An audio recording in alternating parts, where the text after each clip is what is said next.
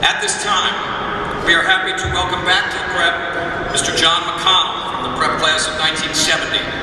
John is part of a three-generation Prep family, as his father attended the Prep and taught here as well, and John sent his sons here. John also served as chairman of the Prep's Board of Trustees before leaving to become the founding president of Cristo Philadelphia High School. In fact, John loved the Prep so much that his first official act as president of Cristo was to steal the Prep's principal to be their principal. The sound of one hand clapping. Please welcome home John McConnell, class of 1970.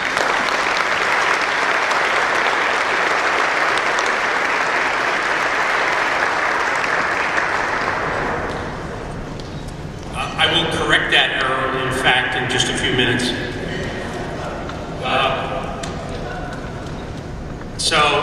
Thank you, Tony, for that half-correct introduction.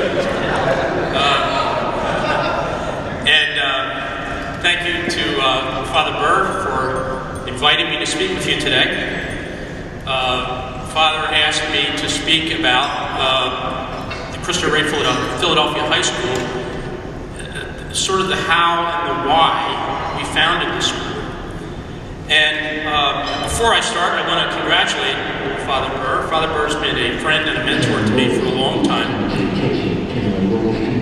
Did you hear that? And I want to congratulate him for 7 terrific years of leadership here at St. Joe's Prep.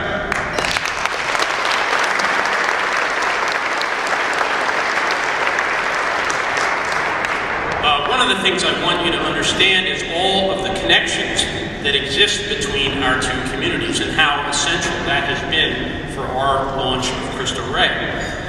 My own story in connecting with Cristo Rey probably begins here as a student at St. Joe's Prep. I believe, as I think many of you do too, that I and you received here the finest education that money can buy. In my case, it started here, and then it happened again at Georgetown, and then it happened again at Penn. The value of that education to me was priceless. But the fact of the matter was, I really did nothing to deserve that priceless experience. I paid almost nothing for it. My education was a gift, an accident of a lucky birth to a lucky family. So I grew up in Rosemont, and when I arrived at the Prep in 1966, I was bleached and starched and neatly pressed and totally naive to the life of the city. So here I met young men from exotic and foreign places like South Philly, Logan, Frankfurt, Collingswood. Some of those men became friends for life and are still my heroes today.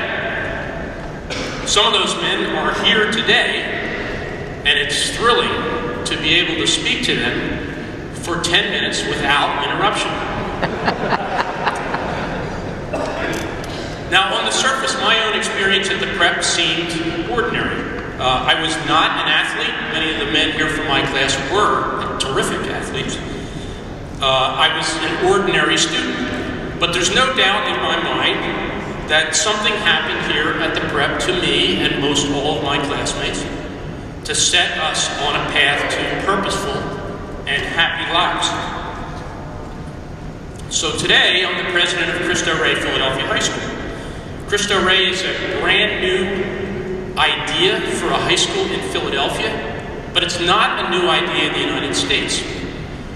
When we opened our doors here in Philadelphia in 2012, we were the 25th Cristo Rey High School in the United States. And the first one started 19 years ago in Chicago. Cristo Rey schools are designed and operated exclusively for low-income students. Students who want a top-quality college prep education, but can't afford it. The typical Cristo Rey student that comes to our school comes from a family of 4 with a total household income of about $30,000. That's poor beyond a level that most of us can understand. We're not a charter school. We don't get any money from the state. We're not an archdiocese school. We don't get any money from the church. And we are certainly not a tuition-based school, because if a family could afford to pay us tuition, we wouldn't admit their student to the school. So where do we get the money for a school like that? In fact, it's the students who get the money. Every student at Cristo Rey goes to school 4 days a week, and they go to a job 1 day a week. And they go to jobs that we get them. And they're fantastic jobs in the city at companies like Comcast, Independence Blue Cross, Marshall Dennehy, banks, law firms, accounting firms, hospitals, the finest organizations in the city. The students do real work at those jobs, and they get paid real money. And the money they get paid goes back to the school to pay for about 60% of the cost of their education. So I'd like to say the first miracle of Cristo Rey is about the money. The poorest kids in the city fund the cost of their own high-quality college prep education by their own work. That's miracle number one. But that's really not the biggest miracle. The biggest miracle is what happens to these kids when they go to work. So remember, our kids come from the poorest and the toughest neighborhoods in the city.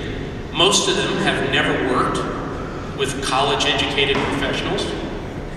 Many of them have never been to Center City. Certainly not in the offices at Comcast and Independence Blue Cross and Jefferson Hospital and places like that. So when they go to work, even on the first day that they go to work, their lives are completely transformed. They feel welcomed, capable, accomplished. Their self-confidence and self-esteem soars. Their view of themselves and the world gets a lot bigger. So Rashawn was assigned to the mayor's office as a freshman at 14 years old. Now, it won't surprise you to know, Mayor Nutter, class of 1975, is a pretty good Cristo Rey boss. And Rashawn was starstruck to be working for the mayor. If you asked him as a freshman, Rashawn, how's the job going? He would say, my job is awesome, and the mayor is so cool. He stayed with the job for another year. And in his sophomore year, if you asked him, by then he developed a little bit of the swagger of a politician. He would say, well, Mr. McConnell, it's tough being the mayor in this town. I'm just glad I can lend a hand. So let's turn for a minute to the question of why Cristo Rey, and why Cristo Rey in particular in Philadelphia. I have a sign in my office at the school, a quote from a Jesuit who lived in the late 16th century. His name is a bit of a tongue twister. His name was Pedro de Ribadeneira. And what he said, which I have on my wall, is that all the well-being of the world depends on the proper education of youth. I think Father Pedro was right then, but I'm sure he's right today in our world. And in fact, for a low-income kid, a quality, he would say proper education, is the only reliable route that our society knows to end the cycle of poverty. It's the only reliable route, a proper education. And yet in our current system of education, we offer the highest quality education to the privileged and the lowest quality education to the poor, the students who need education the most. And in Philadelphia, this is a problem of enormous proportions. In September of this year, when it's time to go back to school, there will be 9,000 students, 75% of the low-income ninth graders, that will be forced into low-quality high schools. High schools where it is almost impossible to get a proper education. That's because the good quality seats are only available to the wealthy and the privileged and the lucky winners of charter school lotteries. It's a very small percent. So 9,000 students will be denied access to a proper education at the age of 14 years old. And this happens every year in Philadelphia. So, what do you think that feels like to the parents of those 9,000 kids? Parents who have lived their own lives in the trap of poverty and who want nothing else but for their kids to be able to escape. I don't think we can even imagine what that feels like. So I think we need to ask ourselves the questions. Is this the kind of community we want to live in? From a purely practical perspective, can our city afford this enormous waste of human capital? Do we think that we, the lucky ones, are unaffected by this problem? And lastly, maybe most importantly, can we tolerate this injustice and call ourselves men and women for others?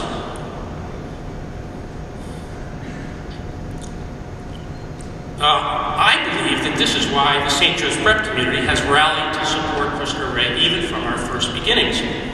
The origins of our school in Philadelphia trace back to the Prep Board of Trustees in 2005, to board members like Father Tom Pesci, Joe Ruggieri, Rod Hinkles, Chris Beck, and several others. We marveled at the impact that the prep education had on so many, and we wished we could offer a prep education to more, and especially boys in the city whose lives would be transformed by the experience. Now, this was dreaming in 2005, but little by little, that dream did become the Cristo Rey Philadelphia High School. That opened at Broad and Duncannon 7 years later in 2012.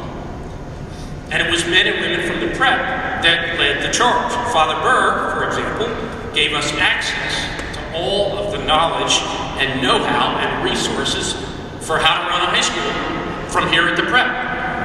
Tim O'Shaughnessy for finance, Maureen Gallagher for HR, Jason Zazinchny for academics, and Michael Gomez, yes, Michael Gomez, for academics.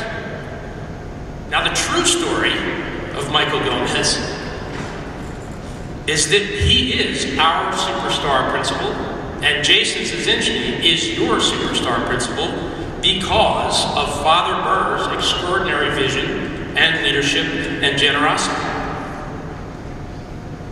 Today, Cristo Rey collaborates with St. Joe's Prep in more ways than I even can keep track of.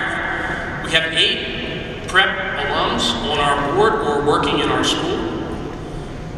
Sister Regina Flanagan, who's here today, is the mother of our pre-8th grade program, which we do here at St. Joe's Prep. Once again, thanks to Father Burr's generosity. We call it IHM Prep.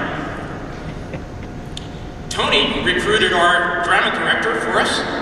Our show is in the spring. I hope you'll all come. You gotta buy tickets to Tony's show first, though, right? And every time our boys' basketball team comes to this gym, we get a clinic from Speedy Morris. So there are lots and lots of bonds between the schools.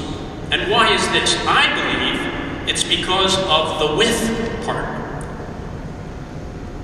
Our needs to be with others. The with part leads us to the third miracle of Cristo Rey. It's the impact that our school has on us, the adults in the Cristo Rey community. The faculty, the staff, the board members, our business partners, and you, our partners at St. Joe's Prep. Very few of us really know what it's like to live in poverty.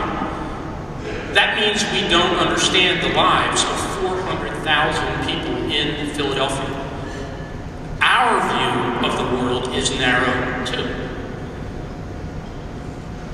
All of us at Cristo Rey, the adults and the students, the rich and the poor, the black and the white and the brown, we all work for and with each other. We teach each other. We learn from each other. We support each other's most deep down need to love and to be loved. So everybody's world gets bigger. We learn that these kids, these Cristo Rey students, the poorest kids in the city, are smart and funny and lovable, just like our own kids. We can't help but see their enormous potential to do good for themselves and for our entire community. And then we see our own enormous potential to do good by helping these students recognize and realize their full potential. So at Cristo Rey, the students inspire the adults. When our students fail, we fail with them. When they succeed, we share their joy. Their success is a priceless reward for the work. So I'm going to close and give some of the students in the room some advice, the same advice that we give to the students at Cristo Rey. We tell our students that there is a subtle but deliberate conspiracy happening here. It's a jihad for the good guys. Ideas are being planted within you, ad majorem Dei gloria, meant for others. Someday those ideas will stir and sprout within you. They will influence the way you use the superabundance of gifts and privileges that you've already been given. Later in your life, you will be armed and dangerous with the knowledge and the power and the connections to change the world. Our advice for you is to do it. Use your gifts and privileges to change the world. Don't be timid. Don't conform to what others expect of you.